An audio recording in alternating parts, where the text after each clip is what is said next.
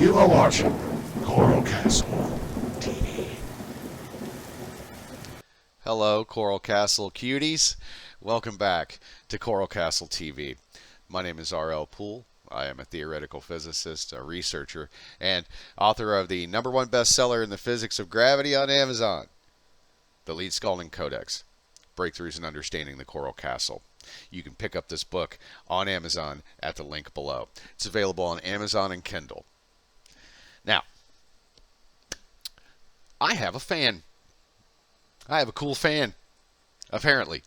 This is just a kind of a guess on my part, but it's a pretty darn good one. And I believe that it could be honestly said that Michio Kaku, the famous theoretical physicist who science popularizer and someone who's been on the same TV show as me. I think he's a fan. And so I was on The Unexplained with William Shatner. And I was their Prometheus Entertainment chose me as their Coral Castle expert to be on the show. And I'm very honored by that.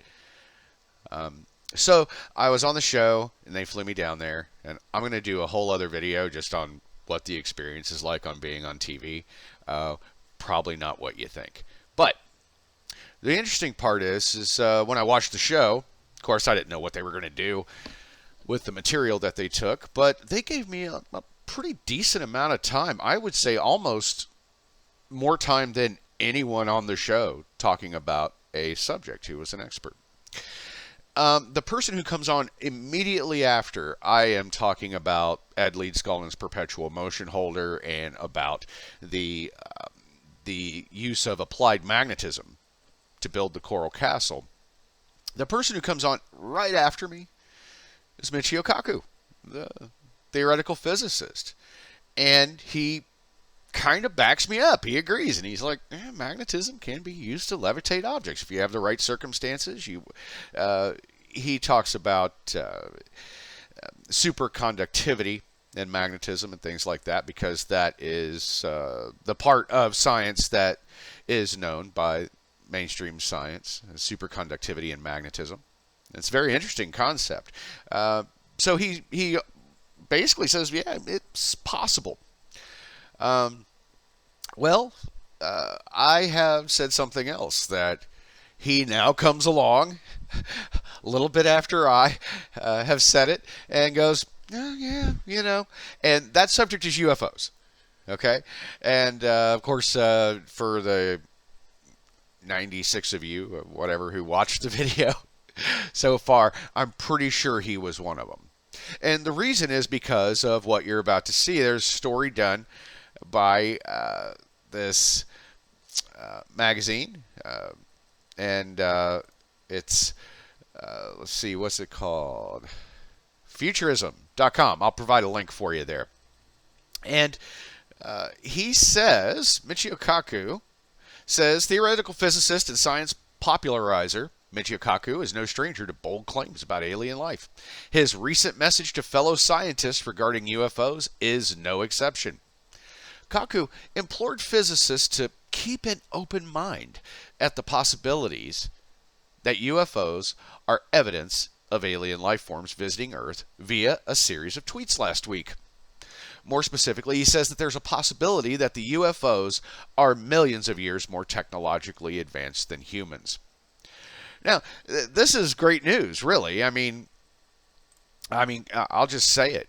Man, I'm tired of being right. Because I have, a month ago, went on a 46-minute rant sitting right here in this chair about how physicists are missing the boat.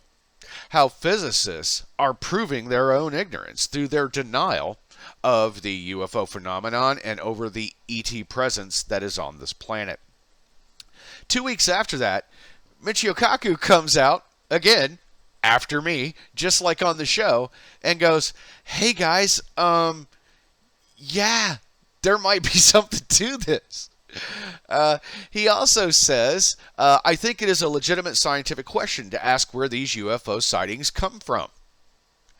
I said that as well. I said, scientists should take a look at this and go, this seems legitimate to me. And to ask those questions. He said, imagine if aliens are millions of years more advanced than us. New laws of physics open up, so keep an open mind. I said the exact same thing, but I just said it a few weeks before he did. And I think somebody's, dipping on my channel, bro. No offense. I mean, I'm actually honored that, and also encouraged. And I'm being a little bit cheeky about it. But the truth is that I'm very encouraged that what I'm saying is being backed up by other theoretical physicists in the world, even if there's only a few of them. And one of them seems to be Michio Kaku. He said, imagine if aliens are millions of years more advanced than us. New laws of physics open up, so keep an open mind. And really what this is a theoretical physicist trying to hedge their bets against their own cognizance of how bad physics is. They're saying, hey, keep an open mind because new laws of physics open up. It's not new laws of physics open up. It's that old laws of physics get destroyed. Yeah, see.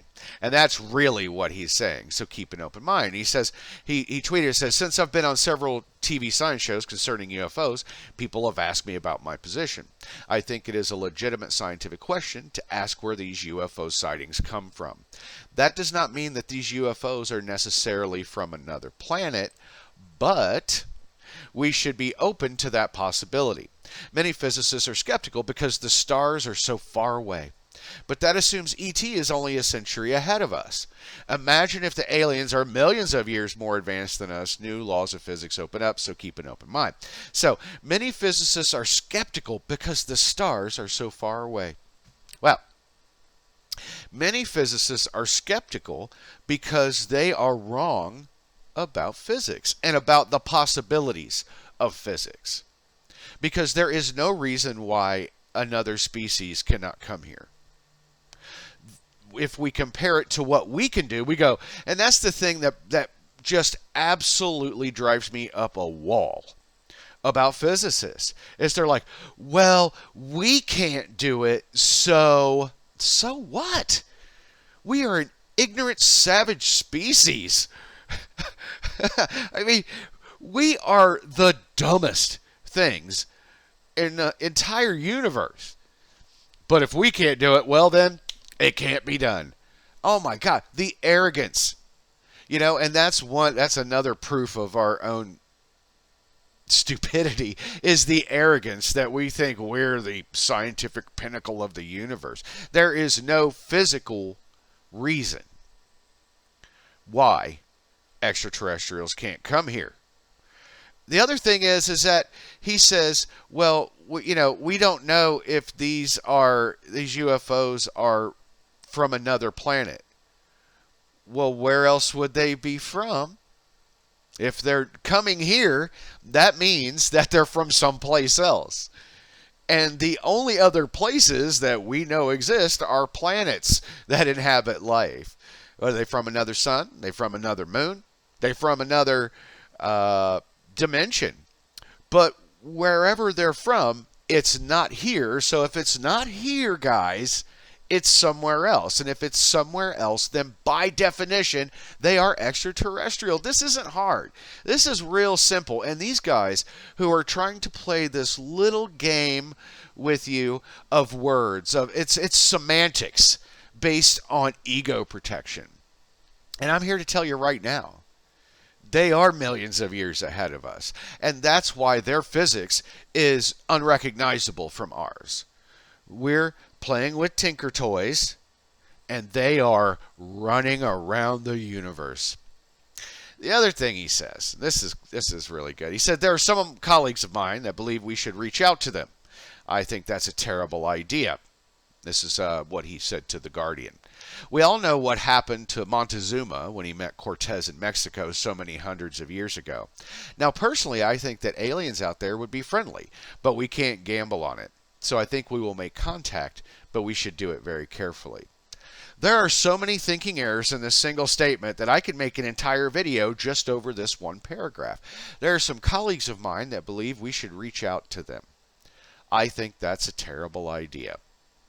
Well, I like that you think it's up to you whether we have contact with extraterrestrials.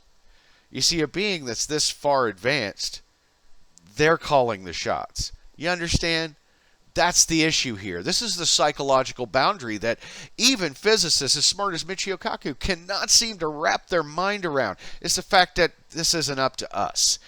If they want to contact us, and they do it when they want to, how they want to, and with whom they wish. It's not up to you. It's up to them.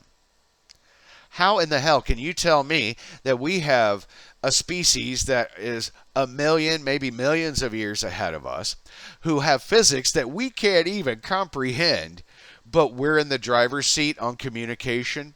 Get out of here. Stop it. It's nonsense. And he says, I think that's a terrible idea. Well, and he bases his reason. He gives a reason for it. He says we all know what happened to Montezuma when he met Cortez in Mexico so many hundreds of years ago. Well, since we know that these UFO craft have been coming here, deductive reasoning dictates that these craft are from another place and that these craft have occupants, and those occupants are not from here either. That means we are being contacted selectively by an extraterrestrial civilization or more than one. Now, he wants to compare the meeting between a highly advanced species and us to Montezuma and Cortez in Mexico. That he wants to compare these elite beings to the meeting of us savages on this planet. He says, now personally, I think aliens out there would be friendly, but we can't gamble on it. So I think we will make contact, but we should do it very carefully. However, what he doesn't say is how that way is. How is it that you do it carefully? Do you peek out from behind the curtain and say hi and then go hide again? Like, what does that mean, carefully? We're not calling the shots, folks, when it comes to communication. They are above us. You understand? Evolutionarily, technologically, intellectually. They are above us. So since they are above us, they are the ones who dictate terms, not human beings. That's the part that's so scary for even someone as intelligent as Michio Kaku is supposed to be. And I think he is one of the few that I think actually is trying to understand. For someone who hasn't had any personal experience, like for instance, and I say this and I'm very open about it, I've had experiences with extraterrestrials. I've had abduction experiences. I've had numerous, multiple, and documented sightings. It's a fact. So for someone who is coming from outside of the situation and a scientist, I think he's being as fair as his intellect and his ego will allow him to. But I think that it's really funny and a bit ironic that I spent 46 minutes just absolutely savaging physicists over their ignorance of this subject. And then 2 weeks after that, the most televised theoretical physicist on the planet comes out and goes, hey, guys, maybe we should consider this differently. Yeah, maybe you should. Because when you're not, you're embarrassing yourself. You are proving that you do not deserve your credentials. I'm sorry. But you intellectually disqualify yourself from the conversation about extraterrestrials when you cannot accept the fucking facts. Sorry. But you're going to disqualify yourself by saying, oh, well, there's no evidence. You know what there used to be no evidence for? Germs. There used to be no evidence for germs. Germs are tiny little microscopic things. And somebody in history had to go, hey guys, we should wash our hands and we should not touch each other, or we should try to use antiseptic practices for the purposes of medical health. And people go, oh, that's crazy. Prove it. Show me the germ. Can you show me a germ? You know what I mean? There's always those people out there. You know, the same people who say that we can't prove extraterrestrials, I would challenge them to prove the existence of lightning. Go ahead. Prove to me lightning exists. Well, I've seen lightning. I've seen UFOs. Well, we have pictures of lightning. I have pictures of UFOs. Well, we have videos of it, lightning. Well, I have videos of UFOs. I've been struck by lightning. I've been abducted. These are, you see, understand? Because what we're talking about are uncatchable phenomenon. Right? UFOs might as well be lightning because we cannot catch them. We can witness them. We can see their effects. We can talk about our personal experiences and the effects that they've had on us. But we cannot catch it. Because trying to catch a UFO is trying to catch lightning. But they both exist. Believe me. And so I like to see, it's encouraging to see this skepticism begin to wane a bit in a very public way. But I think that there are still so many thinking errors that are based on the protection of ego of scientists. It feels like Michio Kaku is trying to walk this tightrope where he's like, hey, this is completely true and embarrasses us, but we can walk this tightrope of, well, we should consider that. Or, hey, maybe it will open up new laws of physics, when really what it will do is destroy the old laws, is what it's going to do. Because we obviously have it wrong. It's so wrong, so incomplete. We should be ashamed of ourselves. But we're too arrogant for that because we're too ignorant. I've noticed that the smarter people become, the more humble they become about it. That you realize how much you don't know. And you can recognize the intelligence of others, even if it's another species, and say, these guys are doing stuff that we can't even imagine. How is it that we can't do that? Oh yeah, because we don't know as much as them. The more you know, the more you can do, right? That's just the way it is. And we can't do very much, especially compared to them.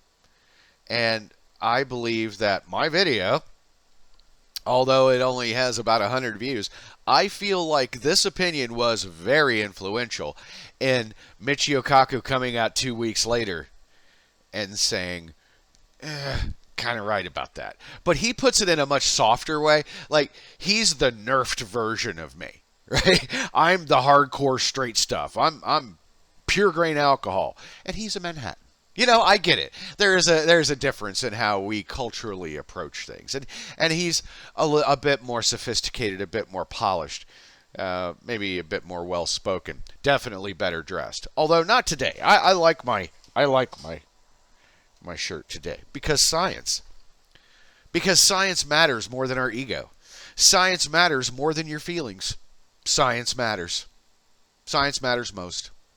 And I have a proven track record of showing people how their science is wrong. And he's coming along with me on this ride, and it's very encouraging, but it's a little funny too, because I feel like I'm the opening act. Right? I'm the opener. Because it was the same thing on The Unexplained, Season 1, Episode 2, Mysterious Structures. If you go watch it, you can find it on Hulu. I think it's on Amazon. I don't know if you can find it on YouTube. I would highly doubt it. But The Unexplained with William Shatner, Season 1, Episode 2, Mysterious Structures. I'm a guest on the show. And as soon as I'm done talking, the next person who talks is Michio Kaku. And now I do this 46-minute just absolute blasting of physicists. And then 2 weeks later, right after me, he basically repeats what I said in a bit more palatable fashion for the ego sensitive. And it's very encouraging. All I can say is, man, I'm tired of being right. No, I'm kidding. I am very encouraged by this because at some point, you have to say, what am I doing this for? Right? Does anybody listen? Well, I think you'd be surprised who listens. Here's another little thing that tells me, yeah, I'm being listened to yet ignored at this. It's like I'm being listened to but not acknowledged. Another example is Neil Degrasse Tyson, the world's leading astro-narcissist. I don't like him.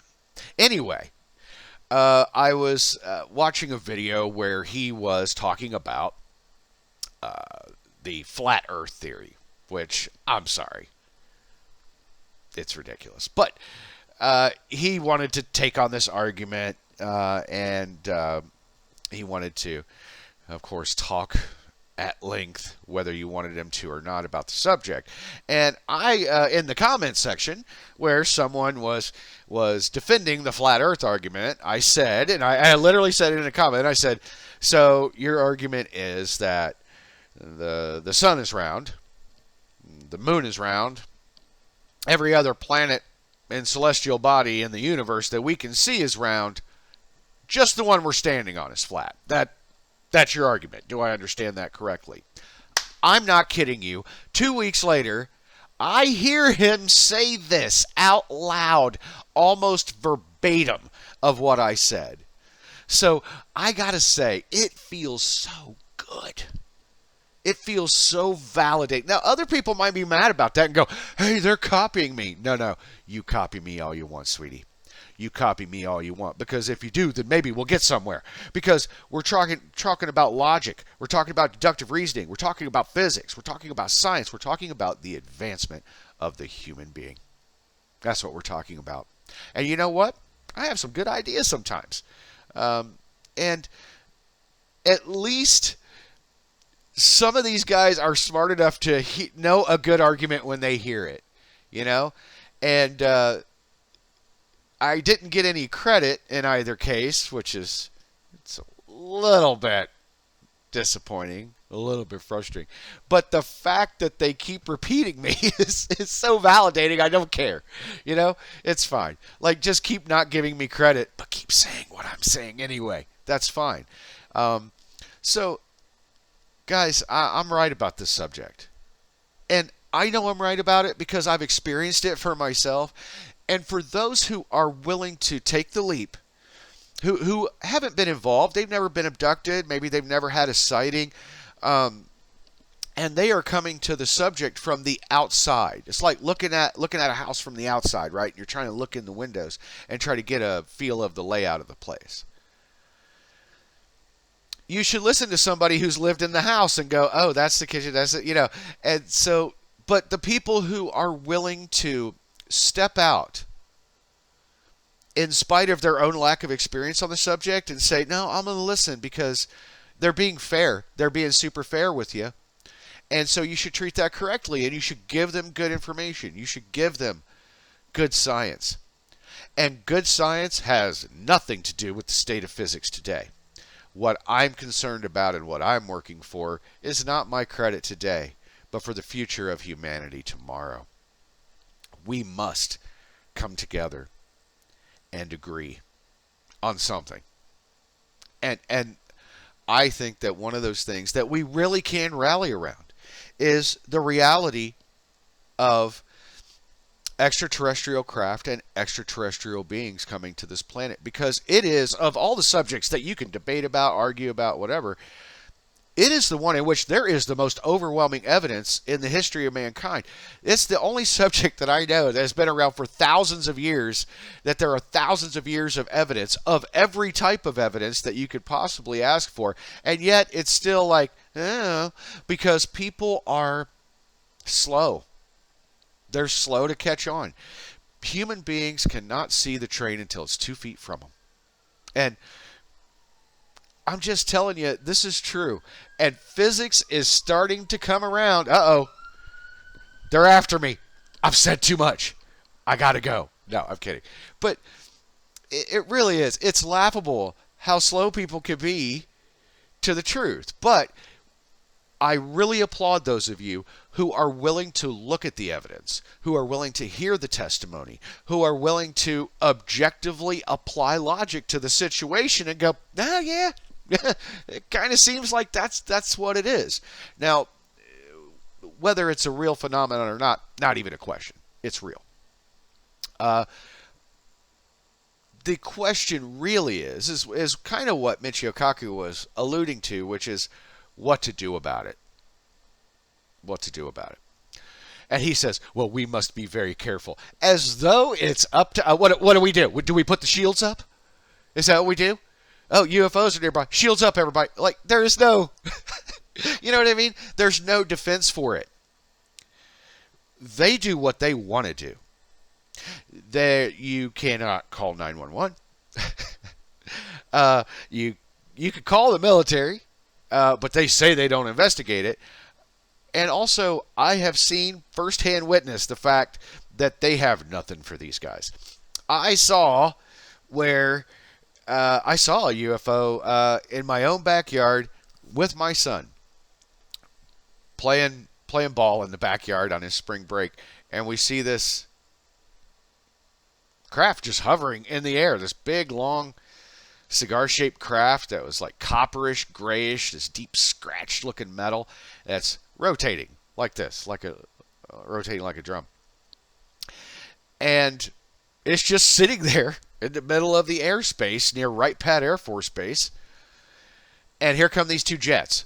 Pew! Here they go. And one of them turns and shows the UFO its belly and keeps going. And there's two of them. They're flying like this, cover. And the UFO just glows white, turns at a 60-degree angle, and then gone. Instantly, like it vaporized, gone. And these jets are flying around like looking for this thing. They can't even touch it. The military doesn't have anything for these guys. There's no one to call. You know, they do what they want to do. And apparently what they want to do it doesn't seem to be evil or anything for the most part. I have heard some terrible stories about interactions with extraterrestrial beings. My own personal interactions with them, it has been fine. It has been, it was involuntary initially, and I concede that. And I felt some kind of way about that, to be honest with you. I did not like being involuntarily taken from my home, from my family, because of the unknown, the uncertainty. Because you don't know what the agenda is. You don't know what's happening to you. You don't know who's doing it or why. But over the years, that has worn off. It has become a cooperation between us. And I know that, and I'll make videos about this later, but there are reasons why they're doing this that they have shared with me, because over time you build a rapport with them. If you can be psychologically stable, if you can just not freak out, if you can ask questions, they'll answer you. They'll tell you things. They'll share things with you. They don't hate you. They don't hate us. They are very cautious of us. Remember what I said in my other video. We're chimps. We are chimps. And, you know, Jane Goodall went out and survived with chimps, but it's a low percentage. It's a low percentage of people who would dare do that. And so they take extraordinary precautions when dealing with us. Not just the physical threat, because the ones that I interact with are the little gray guys, the big eyes, and they're tiny. They're like children. They're little tiny guys, and I'm like a huge silverback gorilla to them. You don't want one of those loose, right? Like loose and freaking out and snatching people up, and it would be very destructive for them if something like that were to happen. So they try to to keep you nerfed as much as possible, and also because of they have an extreme fear of contagion from human beings and from this planet. And I will talk about that too later, where they take some extraordinary precautions for things that are often misunderstood by those they interact with. But let me just say that I am very encouraged that Michio Kaku's a fan. I mean, he's a fan. Let's just come out and say it. Because I know he knows that I was on that program with him, and I'm sure that he is the type of person who would say, "Oh, never heard of that guy. Who's that guy?" And it's possible maybe he watched my videos and then said, that's a good point. I wouldn't say it that way, but he put it in science speak so people can, take that information in a more palatable manner. And I'm happy for it. I'm grateful for it. And I hope he keeps doing that. But anyway, I just thought you'd get a kick out of this because I know I certainly did. And I don't mind being the opening act for Michio Kaku. It's okay. I'm honored. And I really appreciate his validation of my science. That, yes, magnetism is a powerful, powerful thing that can be used to do the impossible if we simply understand how. And also, UFOs are real, and physicists need to wake up to the science that is embarrassing them on this planet on a daily basis. And we agree on both of those things. And I said it first. You heard it here first, folks. But anyway, thank you to all of you, both of you, whatever, who wished me a happy Ed Day yesterday. September 10th is Ed Leedskalnin Day in my world, and hopefully it becomes in your world too. And a big thank you to Michio Kaku. I really do, all jokes aside, I really do appreciate that there are theoretical physicists who can see past the veil, who are willing to set their ego aside and say, "Oh, that's a good point. We shouldn't throw that out. Let's take a look at this, a serious look, from not the point of uneducated skepticism, but to have an open mind." And that open mind does not mean gullibility. It means to have a non-abstract sense of skepticism. In other words, to say, some people are gullible, believe anything. Some people are so skeptical, they won't believe anything. And then somewhere in the middle there, though, you have this ground where someone needs to be able to be an educated skeptic. Because when you are an educated skeptic, you have a threshold for evidence. And you can put in a box and say, these things line up to mean this. Not, I need the body to fall through the ceiling of my house before I believe it. You don't need to be hit with a brick to believe in it. And so, thank you to Michio Kaku. Thank you to my subscribers. Thank you to Prometheus Entertainment. And please, pick up the Leedskalnin Codex. Breakthroughs in Understanding the Coral Castle. This is the way that I ask you to support me. I don't have an OnlyFans page. Sorry, ladies. Or guys, if you're interested in that. But I don't ask for money. I don't charge you for anything. The only thing I want you to do, the only things I ask, is that you watch these videos. If you like them, pass them on. If you believe in the work and you want to support the work I'm doing, pick up the book.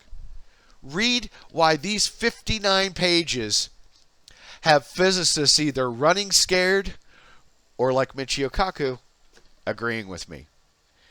I love you, my Coral Castle cuties, and I hope you stick around. I hope you keep watching these videos. Hey, I appreciate the encouragement too. People post stuff and say, hey, I like that you said this or that. It lets me know that this work isn't just being done in an echo chamber, that I'm not just talking to myself. And I really appreciate you. I do. Because this is my purpose in life, is to try to share what I know with others and to try to learn. I want to learn too. I want to learn more.